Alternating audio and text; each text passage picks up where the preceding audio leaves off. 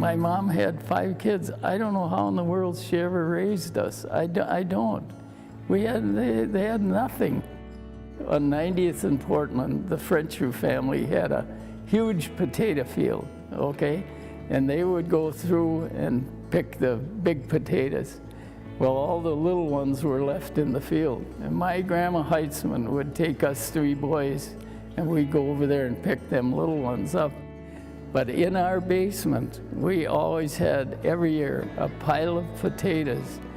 Do you know how many people came with bags and got potatoes out of that basement? And I watched my mom divvy them out. I will never forget that.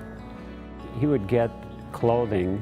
People would come in for dry cleaning services, and they would either forget about it or they just totally forgot. And he would put those in a pile at the dry cleaning shop, and then usually once a year, we'd all gather together and throw it in the panel truck, and off we'd go up to Mille Lacs, up to the Indian reservation up there.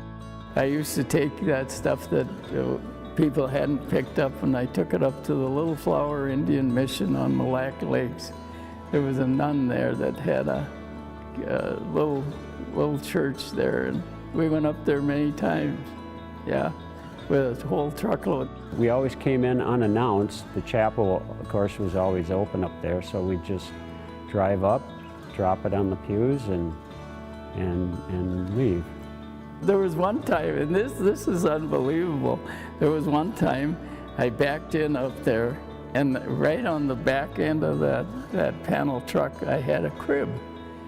And this nun said to me, she said, "I have been praying for a crib for this girl."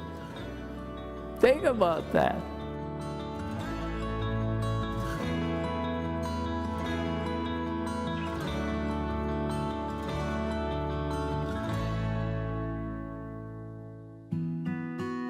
This woman and her husband walked in, and they said they had a crib. So she asked, "Can you use it in our nursery?" And I said, "Well, we're pretty well all set there, but why don't you just leave it here and I'll find a home for it." I called Catholic Charities. They were overjoyed to get a crib. So that afternoon I'm sitting there and I say to myself, why can't we do this? Why can't we take things people no longer need and give it to somebody who needs it? This is no rocket scientist idea. Everybody's got stuff. Give it away. Give it to somebody who needs it. All this stuff is for one client here. Just the rewards that they take from helping other people, so it just regenerates. And I guess that's another legacy of his.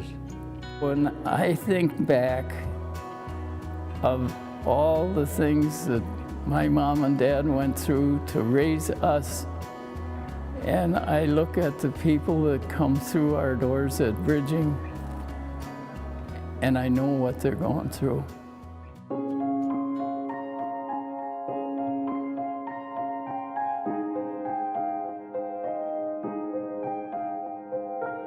All the people that he helped out, and all of the people that he surrounded himself with. There you go.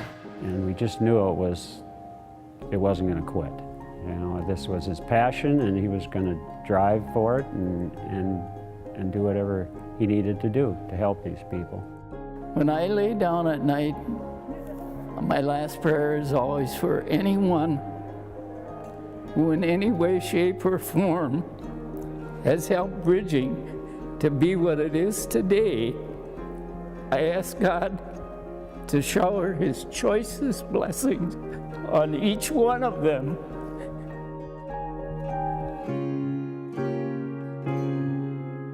I go back to the old priest that married us, Father Schmitz, at Assumption in 1946. And this is the legacy that he said he would like people to leave behind. He passed by doing good. That's my legacy. If I can leave that, then my life has been a success.